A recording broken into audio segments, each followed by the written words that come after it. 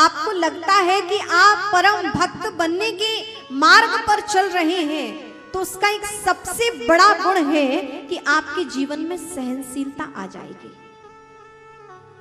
और आज सबसे बड़ी कमी क्या है समाज में? सहनशीलता नहीं है। किसी ने एक बात कही, आपने दो बात कही। संबंधों की मर्यादा रही नहीं कि किसी बड़े ने कहा तो कोई बात नहीं, हमारे अपने हैं, बड़े हैं, मान वाले लोग हैं।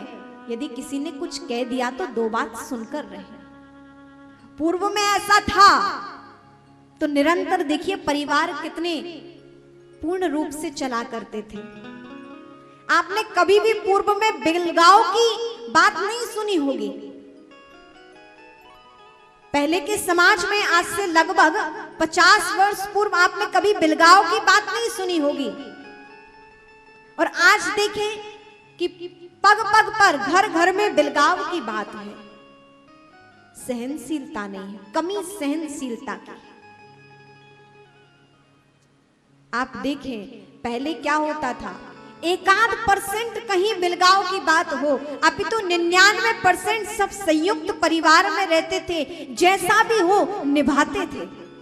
और आज एक बात कोई सुनना नहीं चाहता है, और जब कोई सुनना नहीं चाहता है तो बिलगाव निश्चित है।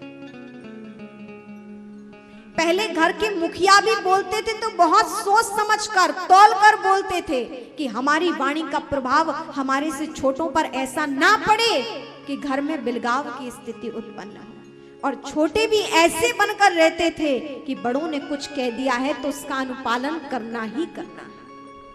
यानी इतना अनन्य विश्वास कि इन्होंने कुछ कहा है तो सही सोच समझकर ही कहा होगा, उस पर टीका टिप्पणी नहीं हुआ करती थी। पहले की संतानें अपनी माता पिता से नेत्र ना मिलाते थे, जो कह दिया वो पालन था। ये सारी सहनशीलता है। और आज जब इसकी कमी हो गई है तो आप घरों घरों में बिलगाव देखिए। माता पिता अपनी संतानों से परेशान है, संतान अपने आपस में ही परेशान है। सहना, और देखिए जिसको सहना आ गया उसको रहना आ गया, और जिसको रहना आ गया उसकी जीवन, उसकी जिंदगी बंदगी में परिवर्तित हो जाती है। उसका जीवन सुंदर और दिव्य बन जाता है। उसका जीवन सुगंधित फूल के समान हो जाता है। उसका जीवन इत्र के समान महकने लगता है। आज देखें कि बड़ी बड़ी कोठियों में भी रहकर वहां से संबंधों से दुर्गंध प्रवाहित हो रही है। रहते तो साथ है लेकिन ऐसा मनमुटाव है। लेकिन हम अपने जीवन को ऐसा बनाएं। आज ये नहीं है कि सुविधाएं कम हो गई हैं, बल्कि आज सहनशीलताएं कम हो गई हैं। जीवन में सहनशीलता नहीं है। आज ये नहीं है कि लोगों को रहना नहीं आ रहा, अपितु लोगों को सहना नहीं आ रहा है। और जो सहना नहीं आ रहा है तो रहना नहीं आ रहा है, और रहना नहीं आ रहा है तो जिंदगी बंदगी में परिवर्तित नहीं हो पा रही है। जीवन तो एक मंदिर है जिसमें आप ऐसा बनाओ कि परमात्मा का आगमन हो जाए उस मंदिर में, उस जीवन में। ऐसा स्वच्छ, ऐसा निर्मल, ऐसा दिव्य बनाए। इसीलिए ये महापुरुषों के चरित्र हैं। इनके जो भी भगवत भक्त है उनके जीवन में सहनशीलता आ जाती है। और आप देखें कि नरसिंह जी के जीवन में कितना कष्ट रहा, लेकिन उन्होंने सब कुछ सहन किया। समझिए कि आप सत पथ पर चल रहे हैं और आप भगवत भक्त बनना चाहते हैं, और अपना परीक्षण करना हो कि हम वास्तव में भक्त बन चुके हैं, तो उसकी सबसे बड़ी परीक्षण की एक ही बात है कि उसके जीवन में सहनशीलता आ जाती है। और सहनशीलता जीवन में है तो भक्त भगवान से दूर नहीं है। सहनशीलता कैसी है? आप सबरी की सहनशीलता देखिए, प्रतीक्षा देखिए। कोई 100 वर्ष नहीं, 200 वर्ष नहीं, 500 वर्ष नहीं, 1000 वर्ष नहीं, 5000 वर्ष नहीं, अपितु 10,000 वर्ष तक भगवान की प्रतीक्षा की है। इतना सहा है और तब जाकर भगवान राम मां सबरी की कुटिया पर आए। सबरी भगवान राम के द्वारे नहीं गई, भगवान राम बल्कि मार्ग में लंका जाते हुए वो अलग मार्ग था जहां सबरी जी निवास कर रही थी, लेकिन अपने मार्ग से हटकर भगवान राम सबरी की कुटिया पर आए। इस सहनशीलता का प्रभाव है। जीवन में सहनशीलता है तो आपकी जीवन दिव्य बन सकता है। ये कथाएं हमें प्रतिपल हर एक शब्द में जीने की कला सिखाती है, जीवन जीने के सूत्र देते हैं। बस यहां से हमें ग्रहण करना है, कानों के माध्यम से हमें बात को हृदय तक ले जाना है, और बात हृदय तक पहुंच गई तो उसको जीवन में धारण करना है। और आपने जीवन में धारण कर लिया तो जो दिव्यता यहां प्रकट है वो आपके जीवन में प्रकट हो जाएगी। आप उस परिपूर्ण दिव्यता से भर जाएंगे। मीराबाई के जीवन में ऐसे परम भक्त नरसिंह जी के जीवन की छाप पड़ी कि मीराबाई का जीवन परिवर्तित हुआ। और मूल में थे नरसिंह जी, ऐसे परम भक्त थे नरसिंह मेहता, कोई साधारण नहीं थे।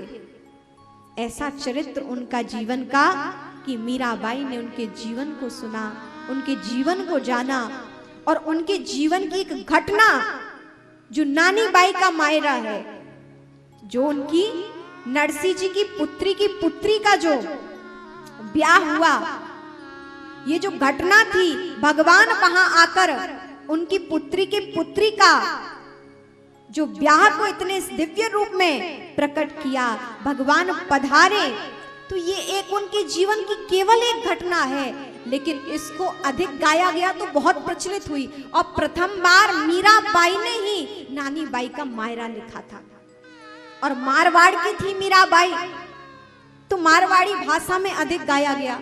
अपितु वैसे तो नरसिंह मेहता गुजरात के संत हैं, तो गुजराती भाषा में तो कम गाया गया, लेकिन मीराबाई ने प्रथम बार इसे लिखा तो मारवाड़ी भाषा में अधिक प्रचलित हुआ। तो नानी बाई का मायरा एक बहुत छोटा अंश है। ऐसी ऐसी दिव्य घटनाएं नरसिंह जी के जीवन में हुई हैं। साक्षात उनके जीवन में सावल शाह भगवान प्रकट हुए हैं, और उनके जीवन में अद्भुत घटनाएं हुई, भगवान उनके साथ रहे, और ऐसा प्रभाव पड़ा कि मीराबाई ने सब कुछ छोड़कर सोचा कि जैसा विश्वास नरसिंह जी का था, परम भक्त का था।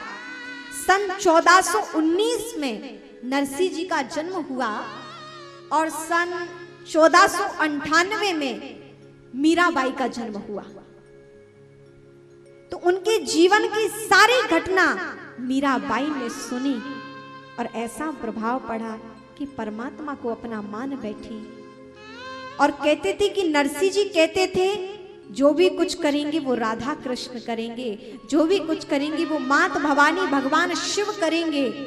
तो जो भी मीराबाई के जीवन में कष्ट आए, उन्होंने बस एक ही बात कही कि जो भी करेंगे वो गिरधर गोपाल करेंगे, जो भी करेंगे वो गिरधर गोपाल करेंगे। नरसिंह जी ने भगवान नाम का आश्रय लेते हुए अपना संपूर्ण जीवन व्यतीत किया, और परमात्मा के साक्षात दर्शन किए। उसी प्रकार मीराबाई ने भी भगवान नाम का आश्रय लिया, और ऐसी भक्ति के पथ पर चली कि उन्होंने अपना जीवन ऐसा दिव्य बनाया कि आज दुनिया में कोई नहीं होगा जिसने मीराबाई का नाम ना सुना हो, जिसने संसार वासियों के मन में गिरधर नाम बिठा दिया हो। ऐसी वो मीराबाई थी, और मीराबाई ऐसी भगवान के नाम में रंगी है। गृहस्थ में रहकर भी उन्होंने भगवान की प्राप्ति की, कर्तव्यों का पालन करते हुए उन्होंने भगवान की प्राप्ति की है। और वो जब जहां भी देखती थी तो उन्हें प्रियतम कृष्ण नजर आते थे, वो जहां देखती थी उन्हें परमात्मा ही नजर आते थे।